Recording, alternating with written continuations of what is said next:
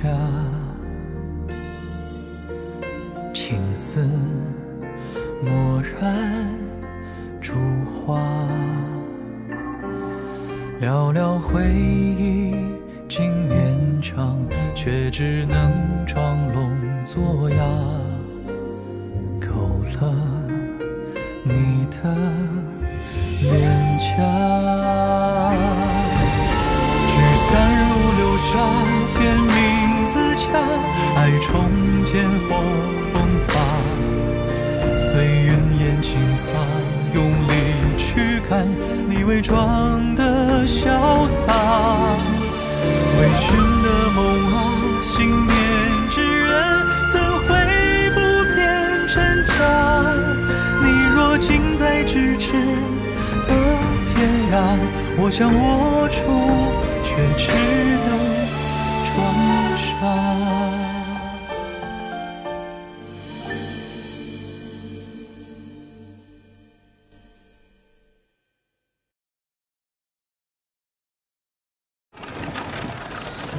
所以我以后应该叫你阿江呢，还是卓少主啊？想叫什么就叫什么。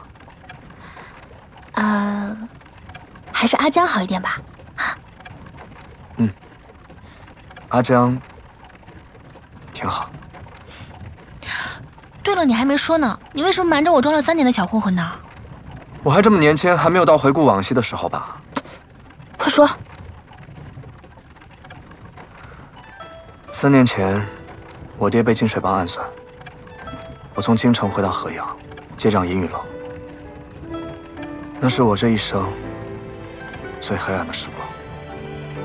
为了保下我父亲打下的基业，我逼着自己成为冷酷无情的少主。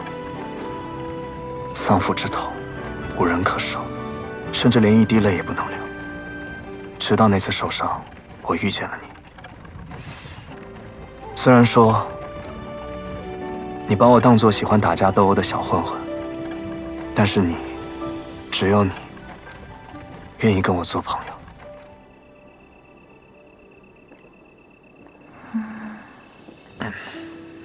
我今天背了37具尸体，我背我都直不起来了。回来的路上，还有一群小孩跟着我，一直用石头砸我。本来呢，我以为这些年我也习惯了，日子嘛，总是喜乐少，辛苦多。这不就是普通百姓的日子吗？可是有时候吧，还是堵得慌。都一样。我曾经以为，我堂堂男子汉大丈夫，就应该锄强扶弱，纵横江湖。可是睁眼一看，除了阴谋算计，就只剩下你死我活。活着怎么就这么难啊？老天爷，你可真会玩啊！你说，我给他们的亲人入殓下葬，为什么他们还要辱我骂我？为什么呢？为什么我身边的人，除了怕我，就是算计我，还要杀我？去他的李老板、王掌柜，去他的银雨楼、金水帮！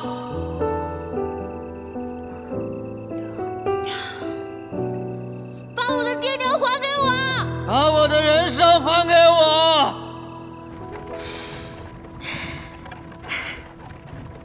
遇见你以后，我才重新开始笑。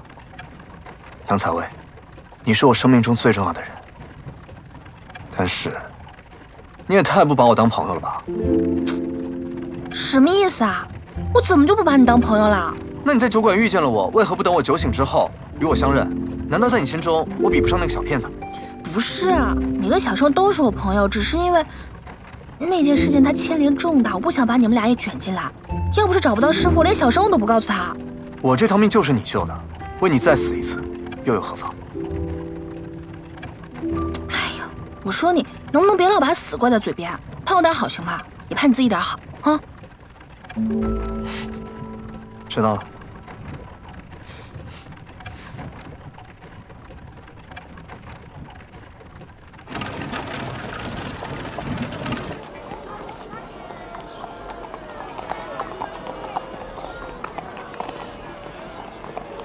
客官，里边请。大人，前年灯会案最后一名死者田华，就是此店的少东家。案发以后，我多次访查，绝无遗漏。是潘大人吗？哎，你们快看，那不是潘大人吗？还真是潘大人，可怎么看着有些憔悴啊？听说啊，卓少主为了上官小姐和潘大人大打出手，今日还去了衙门送了聘礼，恐怕已经抢走美人芳心了啊！那我们可要好好招待，若能让他重新光彩照人，我们店就出名了。也不知强叔的女儿在哪儿摆摊儿。放心，来了我的地盘，找个人还不容易。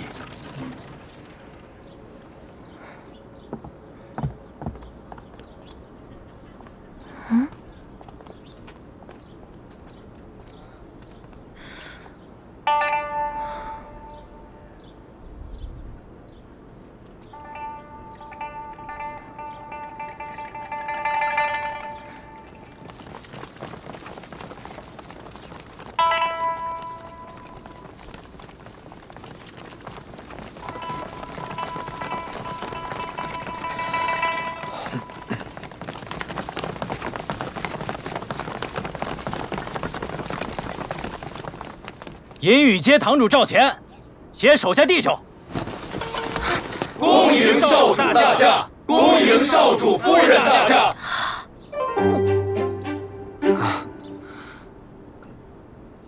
不是我，我要真想给你准备惊喜的话，也不会准备这么俗套的场面吧？啊，那意思是他们擅自揣度少主的意思喽？别急，我来处理。赵堂主是吗？哎，是，少主有何吩咐？我问你2个问题。哎，少主问便是。第一，上官小姐不喜欢被打扰，知道以后该怎么做了吧？明白明白，爱戴在心，敬而远之。这第二，我来银雨街是来找人的，你把人全都给我清空了，请问我去哪里找？少主放心，属下知道您是来找人的，属下已经安排好了，这就带您过去。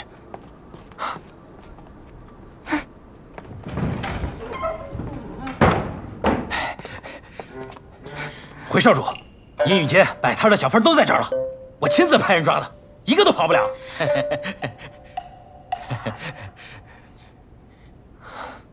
赵堂主，属下在。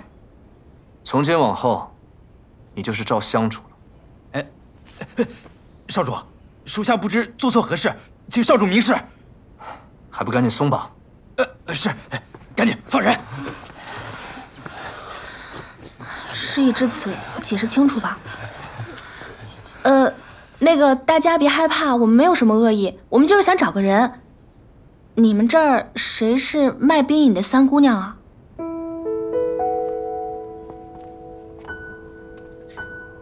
我就是。我问你们一个问题，谁能回答，我就留下谁。大人请问，你们以前的少东家叫田华对吧？他有什么仇家？死前又与谁结过什么恩怨？田少爷人可好了，哪来的什么仇家呀？对啊，他和气生财，从不跟别人结怨。可惜这么好一个人，竟然被恶蛟给咬死了。真是一想起来就让人难过。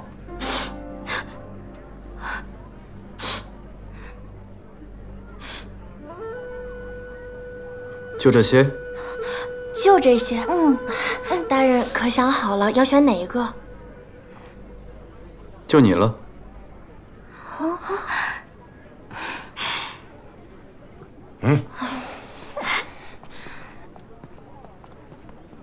哦，原来潘潘大人是这种口味。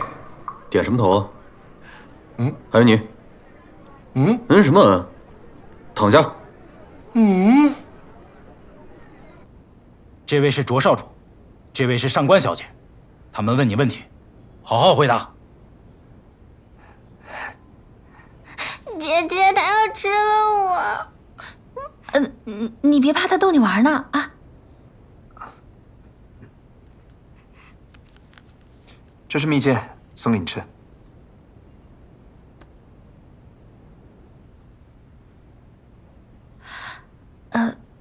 那个三姑娘，我们今天来只是想问问你，你父亲强叔之死，没有恶意，你莫要见怪。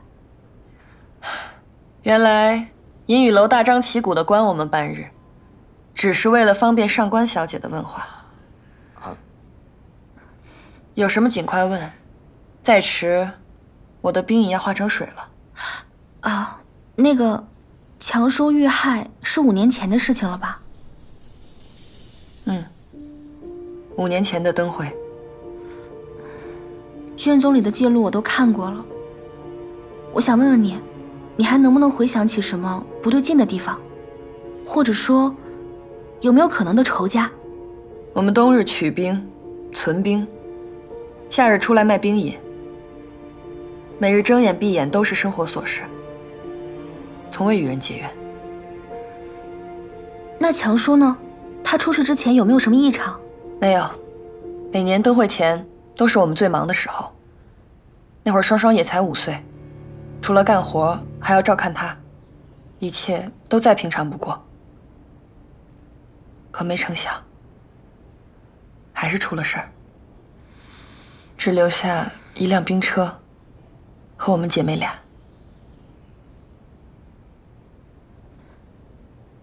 想问一下，强叔的尸体葬在哪里？我想去看看。没有尸体。为什么？我爹下葬后没几天，他的坟墓附近出现了一些动物尸体，伤口跟我爹的一模一样。我把这事儿上报县衙，他们根本不理睬我。但后来几年都会接连死人，那些人的坟前无不如此。我们越来越害怕了，恶教伤人的事儿也越传越邪乎。于是，县令便派人将所有遇害的尸体都挖出来，扔进河中，献祭恶教。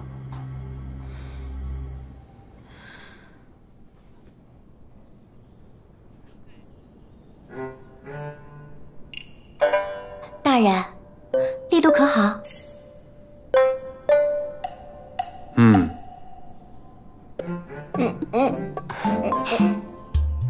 你叫什么？小翠。小翠，你告诉我，你们方才在隐瞒什么？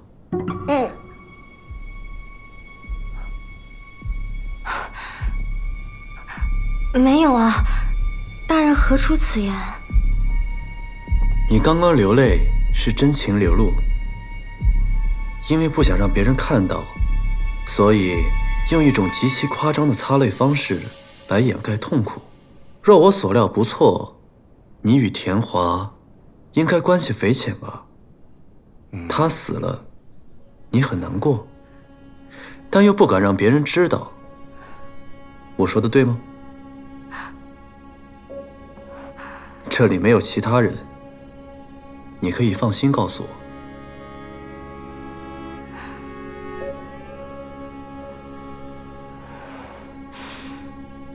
大人，我与田华确实私下相好，当初是他收容我，让我有了安身之所。故而一想起他，便悲从中来。可他平日为人，并不像他们说的那样和善，脾气很急，对人动辄打骂，整个华容殿的人都怕他。可他是少东家，大家又拿他没办法，所以他一死，大家都觉得是老天爷降下的报应，又怕调查牵连太广，引火烧身，所以才串通了撒谎。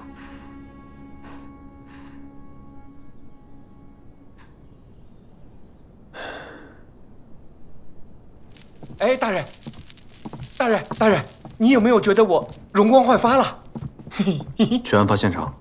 啊？哦，好嘞。坟前怎么会出现同样死法的动物尸体？这事是越来越诡异了。事出反常必有妖，此事8成是有人捣鬼。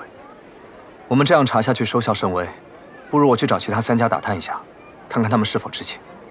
你这样打探有用的话，他们也不会在河阳隐藏10多年，反而打草惊蛇。10多年？嗯，我爹娘的死，可能跟他们也有关。你放心，我一定会将这些人揪出来，还你一个公道。走吧，我们好久没去喝酒了，今日我请你。我还要回去复命呢。误不了事的，走了。姐姐。谁？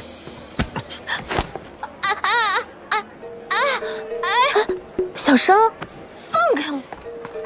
上官小姐，救我！这个小骗子说我是小混混，还忘恩负义，说杨采薇认识我，属于交友不慎。上官小姐，你告诉我，我该如何处置他？你，他吓唬你呢。我跟阿江已经相认了。哎，小生，你怎么来这儿了？还不是这个小混混去鬼市逼问我跟你的关系，我担心你有麻烦，一直想要告诉你，但是没有机会啊。没想到他是银玉楼的少主，我怕你出事，所以跟过来看看。辛苦啦。哎，阿江刚刚说请客喝酒来着，你一起来吗？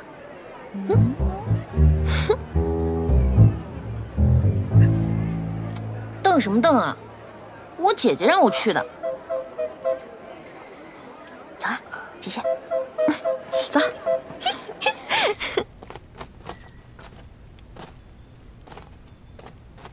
大人，这里就是第1起命案发生的地点，其他命案都在沿河附近，还有这儿。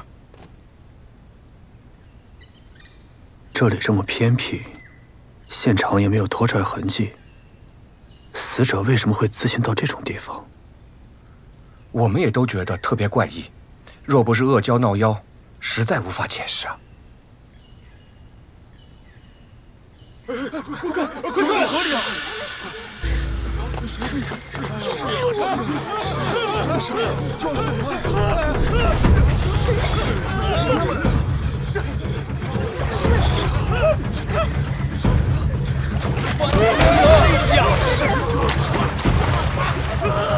你去救人，我去追那怪物。好。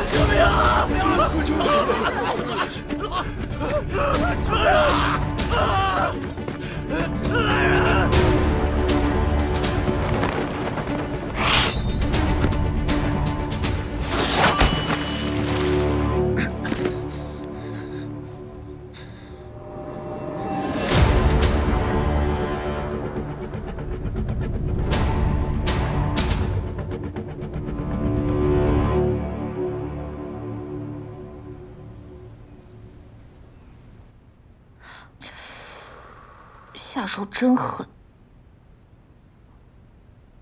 怪不得人家都说银雨楼的少主昨夜就开始引人血。姐姐，我跟你说，不管他出于什么目的，你一定要小心他，他肯定不是什么好东西。哎呀，他不是你想的那样，那些传闻都是道听途说的。什么道听途说？我10年前就在鬼市做生意了，每天赚那点钱，我还要给他们银雨楼交月捐。哎，有一次就差了几个铜板。他们带人把我的摊子全都给掀了，东西全都给砸了。你说他作为少主，他不知道这事儿，我才不信，鬼信啊！反正那会儿我就开始发誓，但凡我以后要是见着他，我一定我去。你就如何？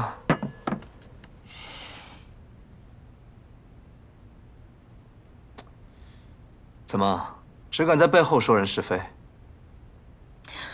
当你面我也会这么说。我要教你做人，给你好好上一课。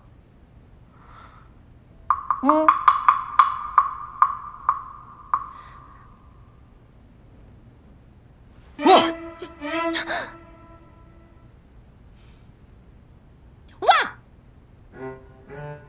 喊什么喊？吓我一跳！喝酒吧。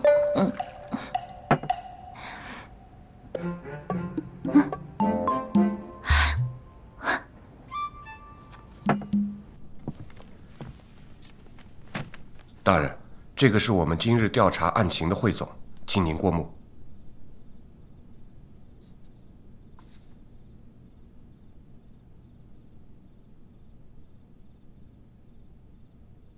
怎么少一个人？哦，上官小姐她还没回来。还没回来？大人，那要不我们去找找？不必了。你们是县衙的胥吏，不是上官府的家丁。是。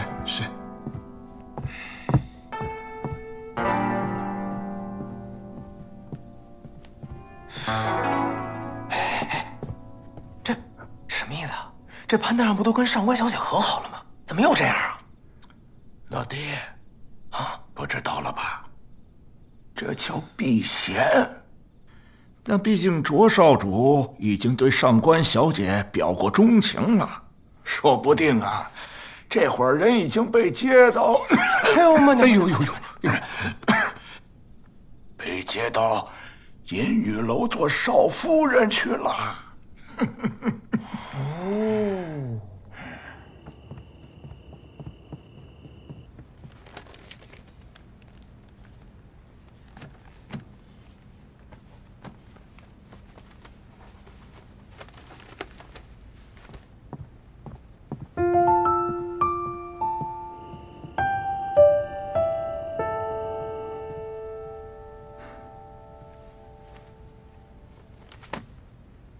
关于尸体的记载呢？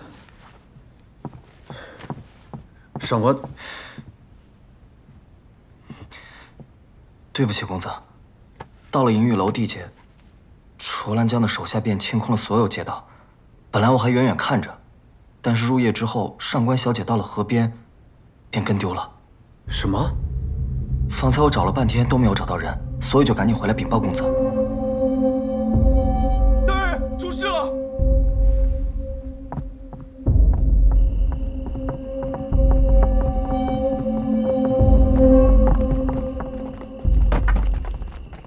大人，这是今晚在河边发现的。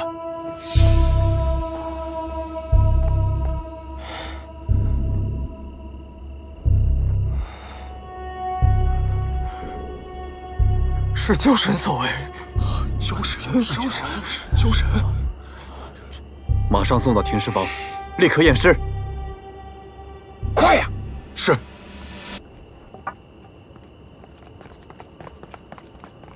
陈三。陈三，去呀！快去呀！是大人。刘不坏，对，召集其他人，马上把上官芷给我找回来。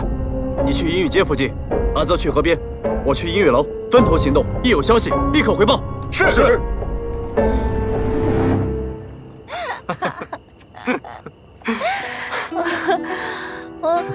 慢点。什么意思啊？你们还列队欢迎我啊？潘大人，这么劳师动众，你该不会是怕我把他拐走不成？少主，你先回去吧，也不早了。好，那你也早点休息。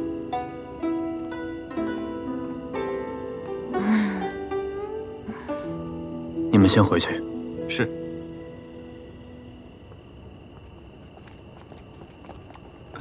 哎呀，走吧，别看了，走。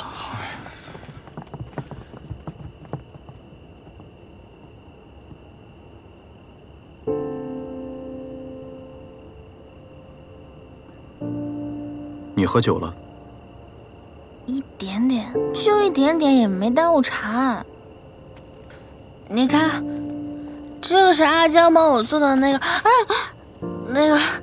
死者家人的笔录，你看看。小姐，看看啊，小姐啊，有卓少主做靠山，你在河阳自是畅通无阻。看来是我多虑了。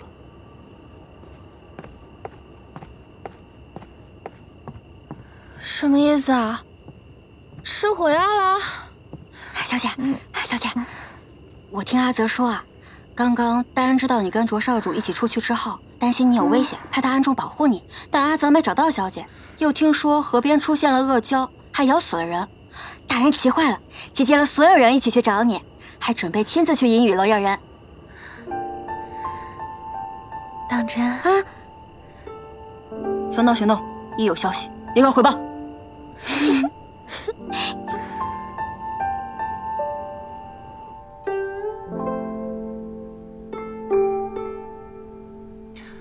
公子，你也太不小心了吧！刚长好的伤口又裂开，明日啊，我再给你多备些药。这个上官芷，只要碰上他就没好事。那也不能全怪上官小姐啊，她也是为了查案。你之前不是一直不喜欢他吗？什么时候开始帮他说话了？对呀，不知不觉当中，好像就对他讨厌不起来了，甚至还越看越顺眼，真是奇了怪了。一个人真的能在这么短的时间里，有如此的改变吗？你们听说了吗？昨天河里又出现恶蛟了。当然，我都亲眼看见了。那恶蛟张着血盆大口咬人，牙齿一根有这么长，又尖又利，还真是吓人呐。听说还死了一个人呢。这今年灯会还没办，那个玩意儿怎么就来了呢？哎，你们不知道，县衙要重查灯会案，必定是此举惹恼了恶蛟，出来显神通了。这可怎么办呢？哎呀，赶紧的吧，赶紧的吧。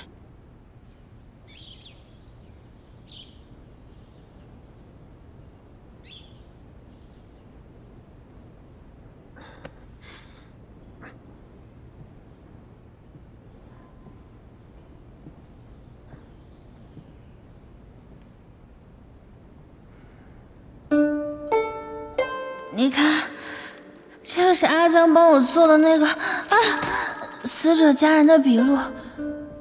该不会是那个时候，大人你是不是后背的旧伤又犯了？不劳费心。大人你要写什么？你告诉我，我来代笔。不用了。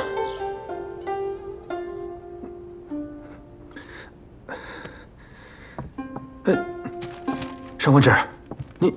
文书代笔，本就是我的职责所在。死者家人与报关者所说一致。然后呢？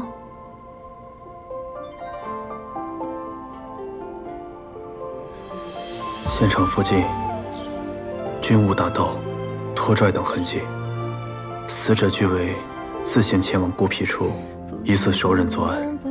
县衙上下询问调查了死者的生前关系，尤其是仇人以及利益相关之人。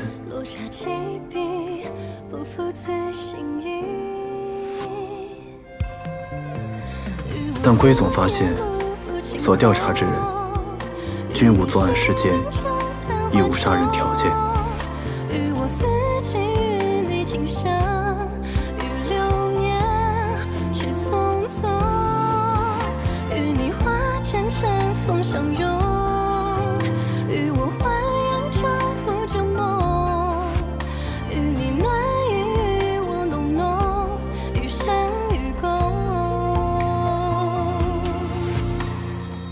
也暂无明显共通之处。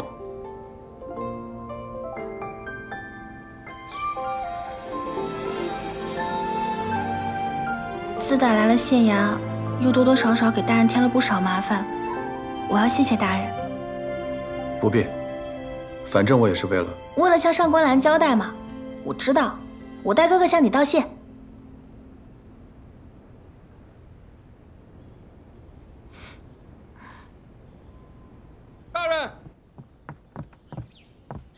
大人，不好了！怎么，河边又出事了？啊，不是，你还是亲自出去看看吧。跪请潘大人，莫要再查灯会案，触犯交神，天人共怨。潘大人，求你了！求潘大人，不要再查了。潘大人，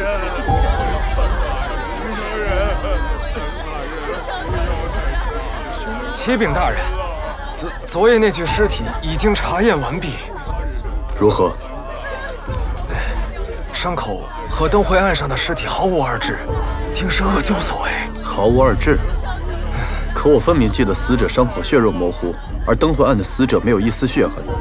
这小的推断，会不会是焦神爷爷之前没人看着就把血吸干了，但这次有人看见，他就……不用再推理了，下去吧。是。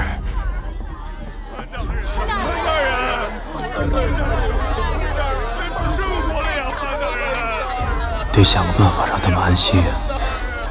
陈三已经被吓破了胆，他的验尸结果不可信，我们还是照着卷宗一一比对吧。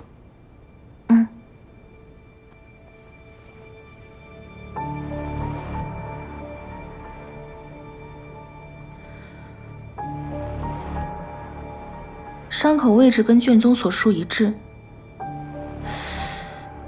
但如果仔细看的话，又不难看出区别。卷宗上记载的是伤口平整，而这一具血肉模糊，并且它伤口附近是肉色，但卷宗上写的是蓝紫色。这具尸体是伪造的，目的是为了制造惶恐，不让县衙查下去。昨日我追那恶蛟，看来也是有人在瞒天过海，浑水摸鱼。你不觉得这样的手段很是熟悉吗？跟在生死方，趁机杀死蔡生小妾是一个路数。不错，看来有人按捺不住了。我们在追他们的同时，他们也在盯着我们。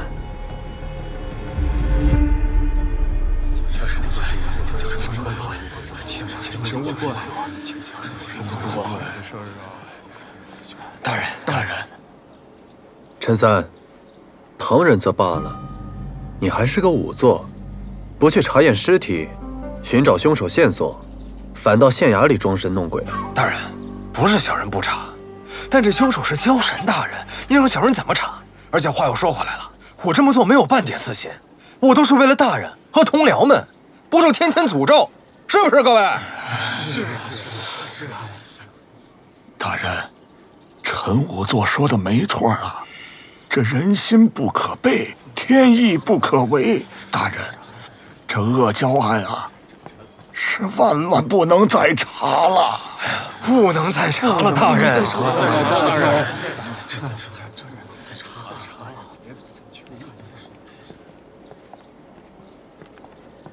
你们说的不无道理，我也在想，若是一意孤行的这么查下去，恐不是良策。唉，大人何故叹息？这话虽如此，可我已对河阳百姓做出了承诺，如今出尔反尔，岂不是自打耳光吗？所以这到底是查还是不查，我心中甚是纠结。不如这样，既然你们都说是天意，那查或不查，我们就让天意来做主。啊！上官芷，去我房里把那100枚铜钱拿来。是，大人。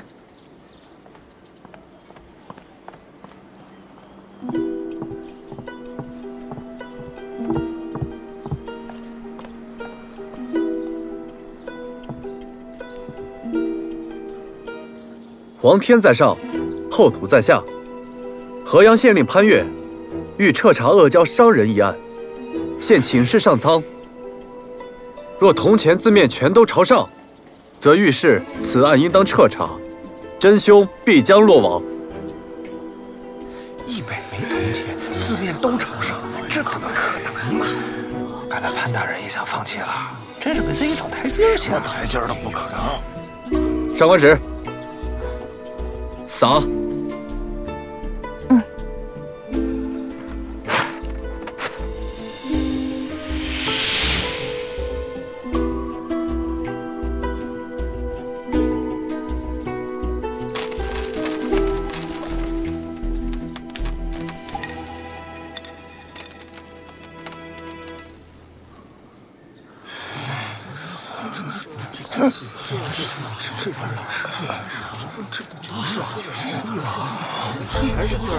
全是字，真的，你看那个，都是字，这里都是字，这全是字，怎么可能？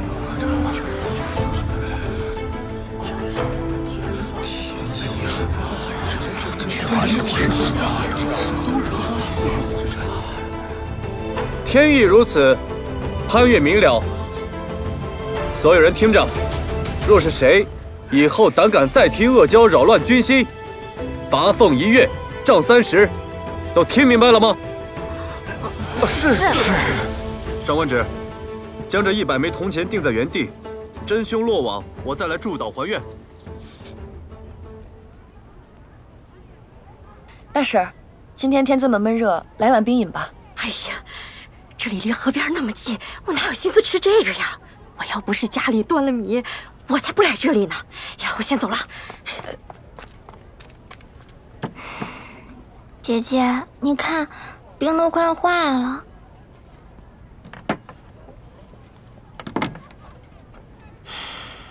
听说这里的冰饮很好吃，是不是真的？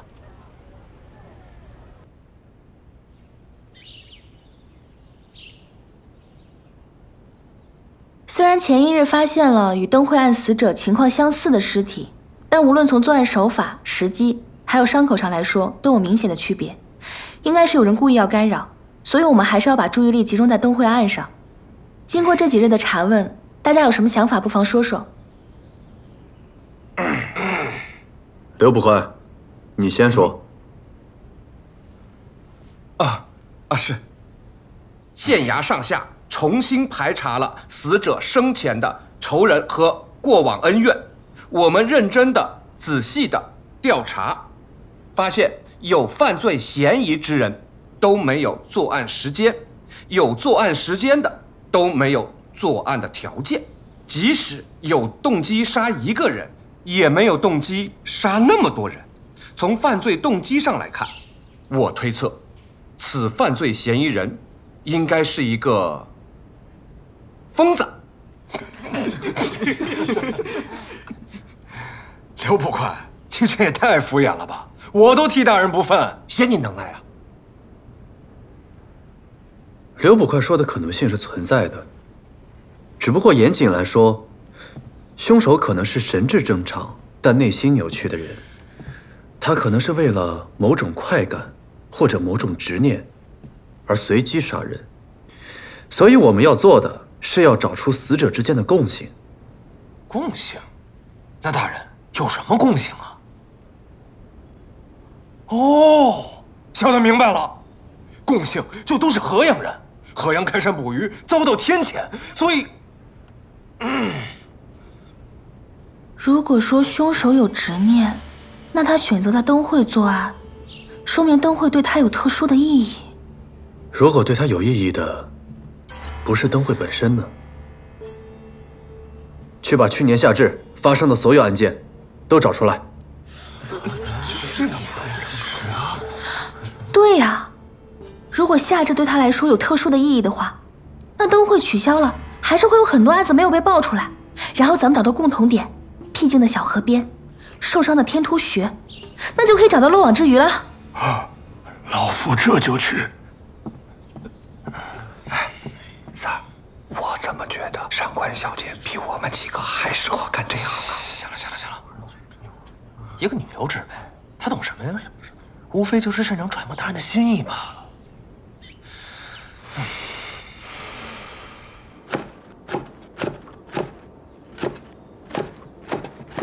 灵儿，大人说要赶工，让后厨做好饭菜，直接送到2堂，然后再多加几个菜。但是今天吃饭的人多，可能稍微开饭晚一点。反正我没事，我帮你打下手。太阳打西边出来了，你会做这些吗？别给我帮倒忙啊！放心，以前我娘啊做饭的时候，我经常给她打下手。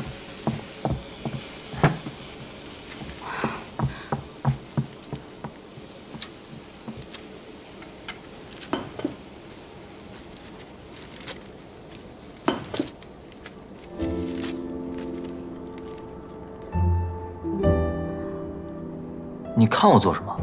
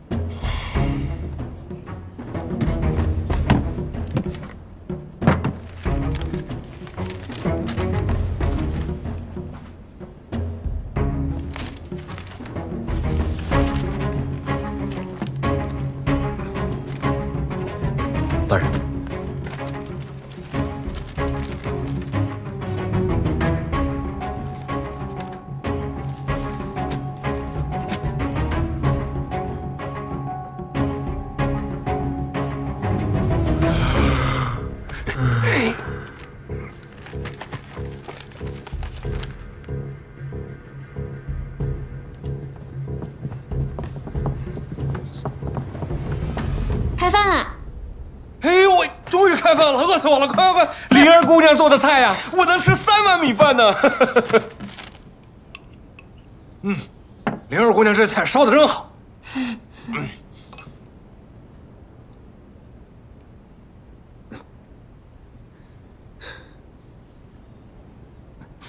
大人，你吃什么？我帮你夹。不用了，我不饿。不吃怎么行？不吃伤怎么好？难不成我还一直照顾你啊？我好不好跟伤有……快吃，吃吃吃。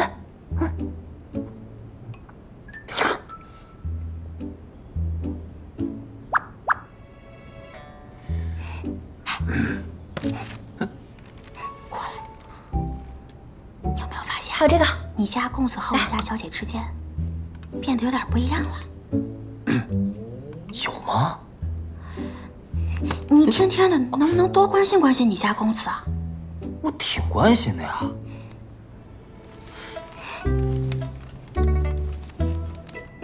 找到的杀人案一共9桩，但是对死状都没有具体的描写，所以也不知谁是漏网之鱼。大人，这些案子我知道，之前那位县令说，好不容易不开灯会了，就别给自己找麻烦了，所以都是草草记录，压根儿没仔细看。如果要一桩一桩调查清楚，最起码也得好几个月了。大人，卓少主来了。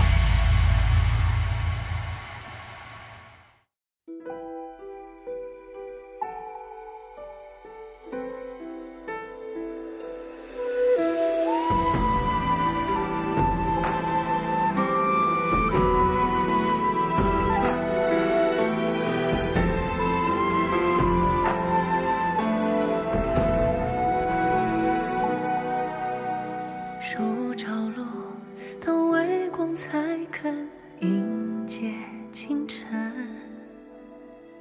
我们确定彼此要凭多少个眼神，骗过我的是诚恳，困住你的是认真。过往太重，难免会没入神。还要体会多少次坠落，才能对爱恨从容不迫。谁都莫问放手那一刻是洒脱还是软弱。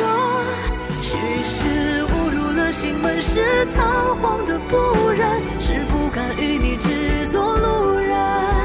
挣扎几番轰烈，哪怕遇损，却不枉此生。若是草木皆离人，若山水皆空门，也朝暮夜心深。只愿不负这相思浮沉。